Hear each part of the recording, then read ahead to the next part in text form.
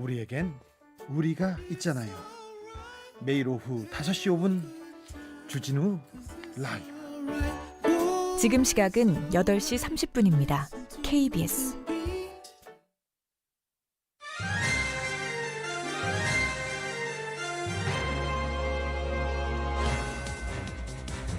지역 경제라든가 여러 가지 활성화를 위해서 금융 증신지라고 해서 만든 것인데 거기에 취지에 맞는 게 해야 되는데 반성해야 된다고 보죠. 중요하게 한번 달라들어서 해야 되는데 그런 거 못 오고 하는 척 그런 것이 안 좋다는 얘기지. 전라북도 지역이 변화가 하나도 없고요. 지역 사람들이 좀 삶이 발전되고 원활하게 될 수 있도록 정책을 시행해 주셨으면 좋겠습니다. 기업이 없으니까 기업이 유치가 안 되니까 사람들도 많이 이제 타 지역으로 가게 되고 그러니까 지역이 더 어려워지는 것 같아요. 그런 부분을 신경을 써주시고 정책을 펴주셨으면 좋겠습니다. 분산형 일자리 같은 전북도에 꼭 필요한 사업들을 어떻게 추진해 줄 건지에 대한 공약들을 내세워 주셨으면 좋겠어요.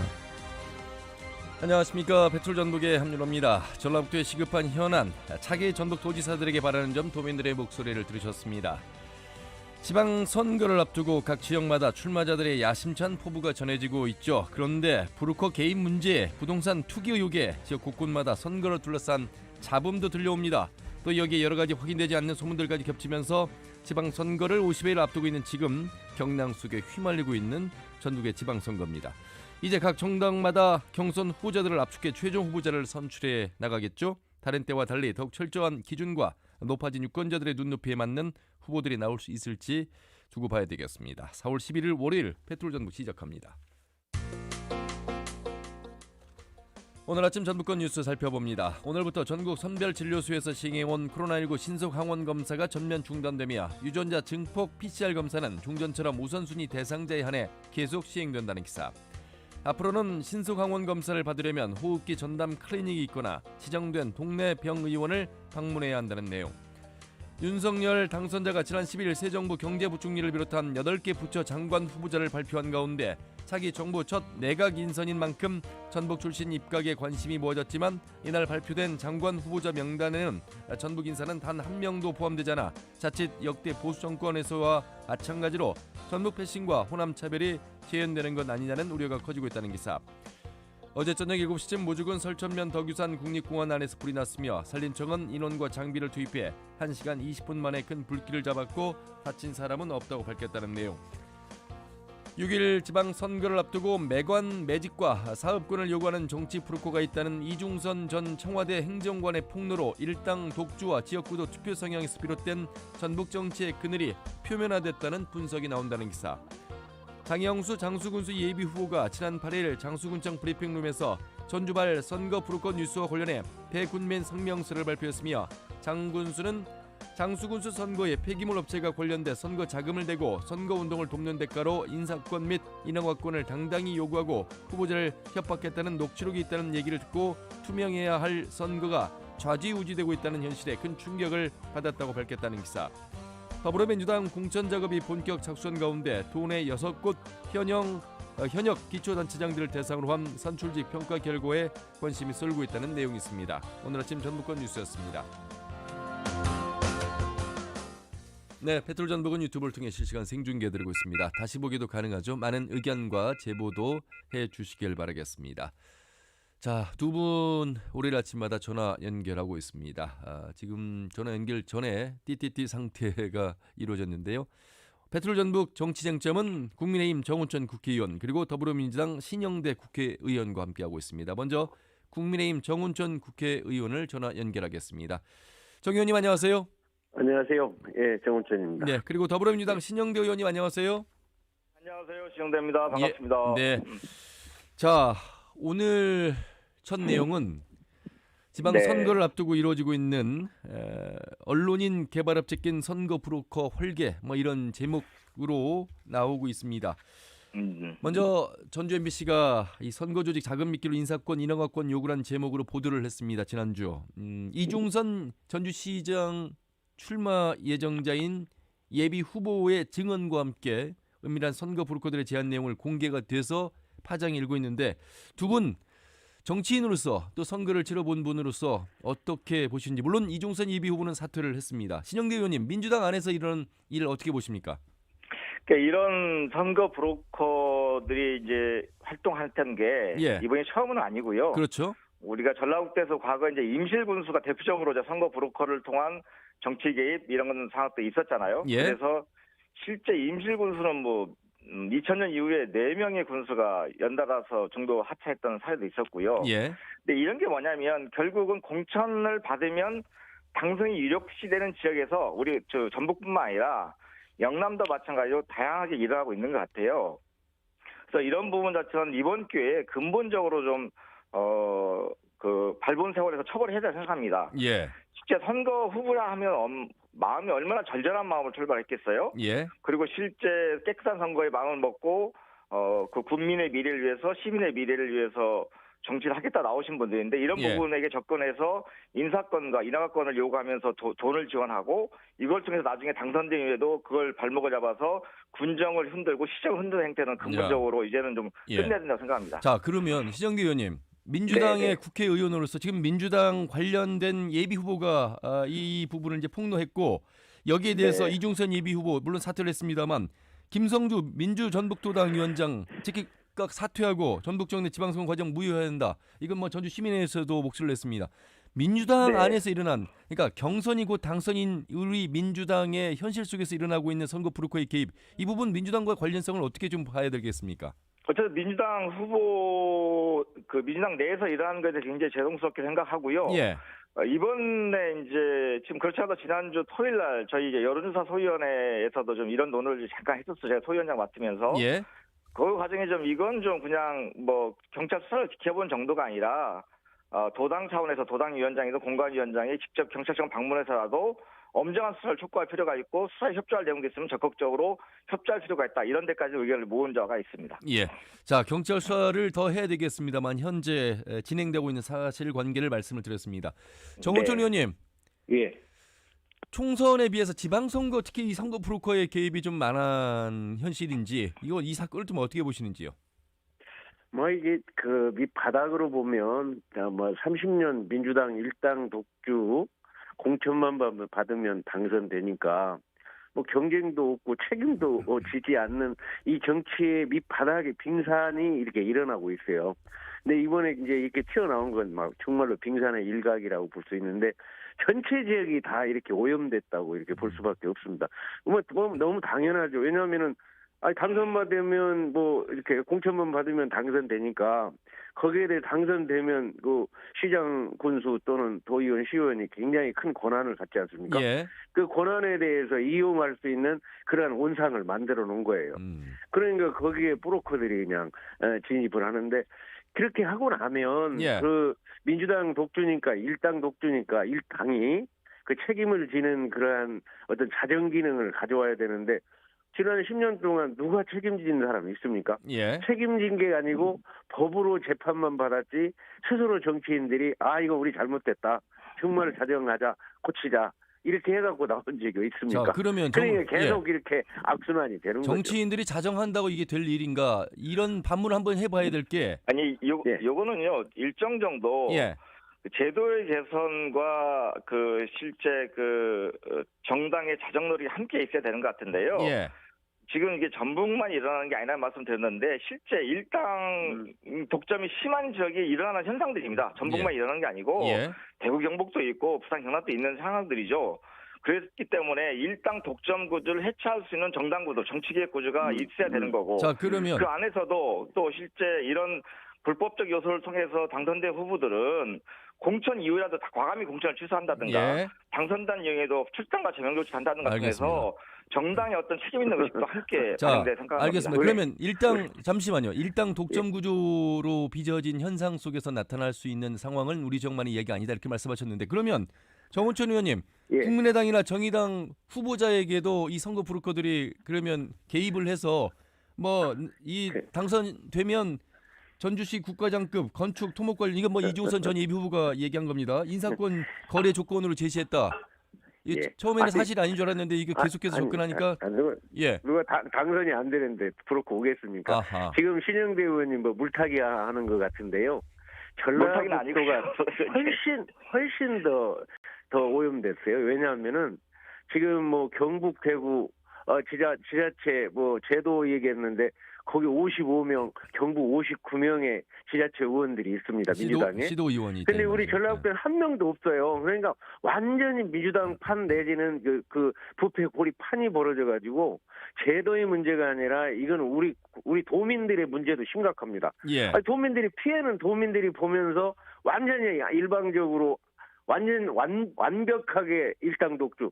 이건 뭐 세계 기네스북에 올라갈 사안 정도 되거든요. 예. 아니, 전라북도에 236명의 지자체 시도 의원들이 있는데 여기에 우리 집권 여당 또는 제1야당인 국민의힘이 한 명도 없다는 거는 이거 기네스북에 올라갈 일 아닙니까? 이게? 아니 의원이 그건 좀 잘못된 판단식 같아요. 실제 전라북도 쪽에 국민의힘 의원이 전혀 없었던 건 아니고요. 지난 지금 이번에 얘기하는 겁니다. 이번에. 그러니까 지난 지방습정이 박근혜 그 대통령 탄핵 이후에 지방선거가 이루어지다 보니까 아무래도 그 국민의힘이 국민들 지지를 받기 어렸던 거고요. 과거에는 우리 호남 쪽에도 전북 쪽에도 국민의힘 의원들이 비례도 있었고.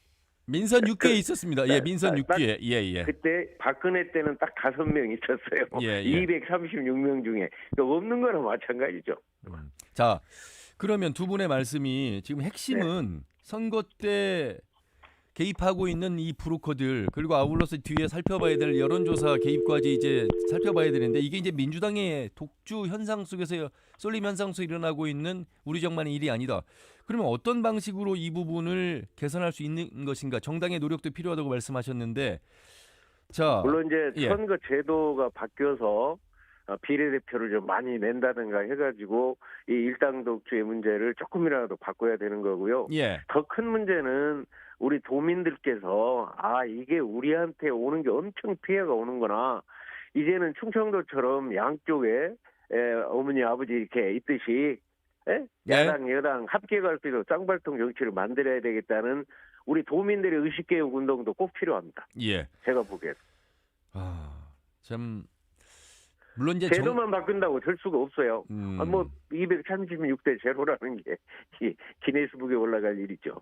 그러니까 지금 핵심은 이제 정우천 의원님 말씀대로라면 민주당의 일방적인 압도적 지지로 인해서 당선이 불가능한 상황에서 민주당 안에서의 당선 구조가 확실하다 보니 이 민주당 중심으로 서 있는 선거 브로커 이 관련해서 말씀을 하고 계시고 이것과 별개로 선거 때만 되면 붙는 선거 브로커들을 어떻게 막을 것인가? 이거는 또 정당 내에서 노력한다고 될 것인가? 돈가방 싸들고 있는 사람이 제시했을 때 이 선거 브로커들의 제안을 받아들이지 않으면 여론조사에서 영향을 미치고 그 여론조사는 경선에서 불이익을 받고 결국 경선 과정에서 낙선할 수밖에 없는 구조.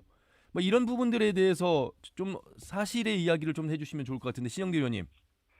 네, 어쨌든 이제 조직의 선거라는 것은요, 우리나라뿐만 아니라 그 세계적으로도 뭐 딕 모리스라는 사람이 클린턴 선거 참모했던 분이 쓴 책을 보면 선거하는 데 있어서 제일 중요한 게 세 가지를 꼽더라고요. 조직과 자금과 전략 그리고 거기 이슈까지 얘기하던데요.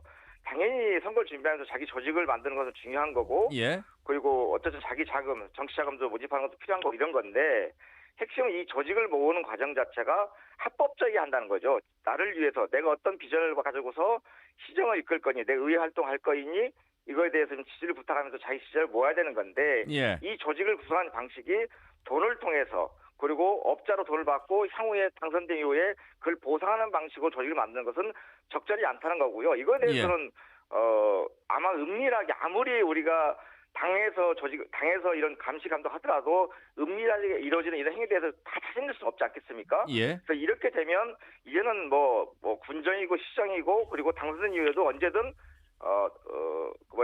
당선이 무효될 수 있다 이런 문화와 분위기를 만드는 거 그리고 경찰 수사가 좀 엄정히 이루어지는 거 이런 것들이 전국적으로 필요할 것 같습니다. 그러면 신영대 의원님 조직과 자금과 전략이 필요하다는 데는 대부분 공감하겠는데 경선 50% 그러니까 경선 과정에서 당원 50%와 여론조사 50%입니다. 이 구조 속에서 합법적 조직이 이루어져야 되는데 그렇지 못한 현실. 예를 들면 현재 여론조사 진행되고 있는데 여론조사 지적도 나옵니다. 그러니까 휴대전화 요금 청구서 주소 바꿔치기, 뭐 여론조사 조작 이 부분이 이제 경선과 연결될 수밖에 없는 상황인데 이런 부분은 어떻게 설명을 해야 되겠습니까? 실제 여론조사가 지금 전국 단위에서 이루어지는 게 많이 있잖아요. 매일같이 여론조사 진행도 하고 리얼미터 같은 경우든 이건 주간 단위 발표도 하고 그렇게 있잖아요. 예. 지난 대통령 선거 과정에서 여론조사에 대해서 일정 아주 미미한 부분에 문제가 있었지만 큰 흐름에 대해서는 국민들이 신뢰를 보냈던 건 사실이거든요. 근데 이게 전라북도랄지 이런 지방선거에서 여론조사가 문제가 되는 이유들은 뭐냐면요. 첫 번째가 이게 일회성 조사예요.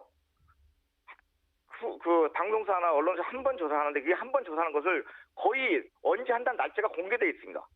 저는 언론사도 문제가 있다고 생각하는데 아주 좀 보완을 시키면서 불시에 조사를 해야 되는데 거의 공개가 됐으니까 모든 조직이 몇 월 몇일부터 몇 시까지 전화가 올 거니까 잘 받아달라. 조직이 총동원되는 거죠.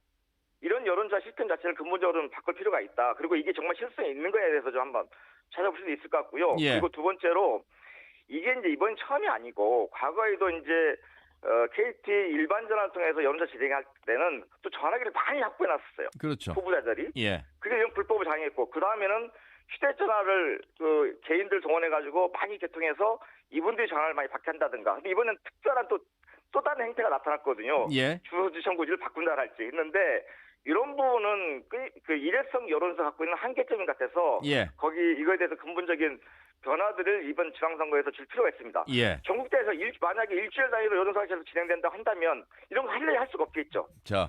근데 날짜를 알려주고 하는 여론조사 거의 공개된 여론조사 이것들은 제도 개선이 필요하다고 생각합니다. 방송사에서. 우리 신영대 의원이 잘 내용을 잘 알고 잘 지적을 해주셔서 좋은데요.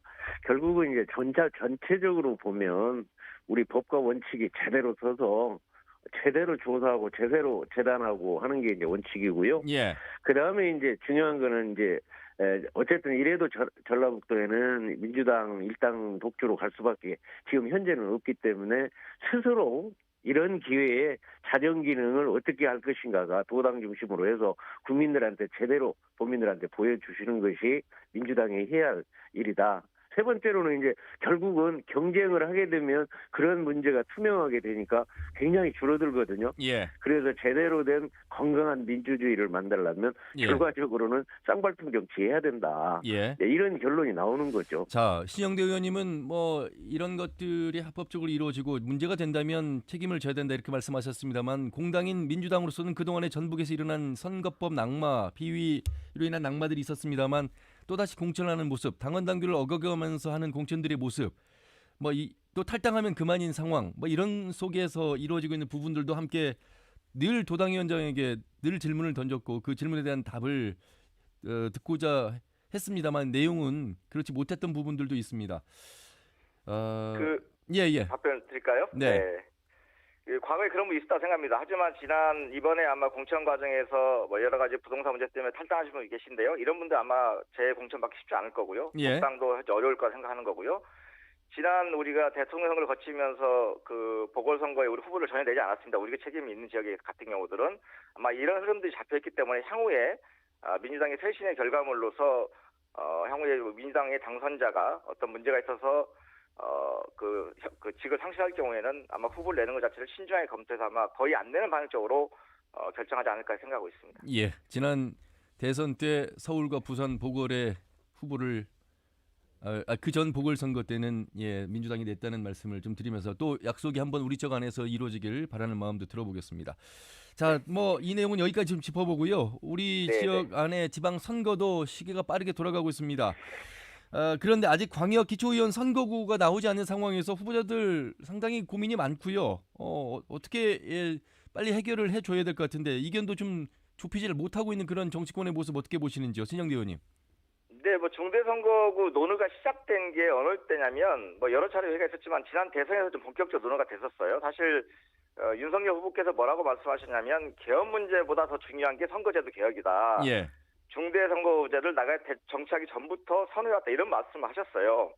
결국은 다당제로 가지 않으면 국민들의 다수의 의견들이 포괄되지 않으면 정치개혁과 정치발전이 없다는 취지에서 나왔던 얘기거든요. 예. 그래서 이제 먼저 할 수 있는 게 지금 바로 지방선거가 있기 때문에 기초의원 중대선거구 문제부터 먼저 도입해보자 이런 얘기를 했는데 전혀 국민의힘에서는 논의에 나오지 않고 있습니다. 현재 문제는 뭐냐면요. 전국적으로 기초의원 선거구 숫자가 한 1030여 개 정도 돼요. 예. 근데 이 중에 한 590개 정도가 2인 선거구입니다. 결국은 뭐냐면 영남은 국민의힘 독식, 호남은 민주당 독식, 수도권은 국민의힘과 민주당 나눠먹기 이런 구조가 되고 있다는 거예요. 그러면 국민들이 모두가 예. 국민의힘과 민주당만 지지하는 게 아니거든요. 알겠습니다. 예. 다른 뭐 소수 정당 지지할 수 있고 무소속 지지할 수도 있는데 예. 이런 국민들의 소수 의견들이 정치권 내에서 지방의회에 대해서 수렴되지 않는 게 문제가 있기 때문에 예. 중대선거구 도입을 좀 하자.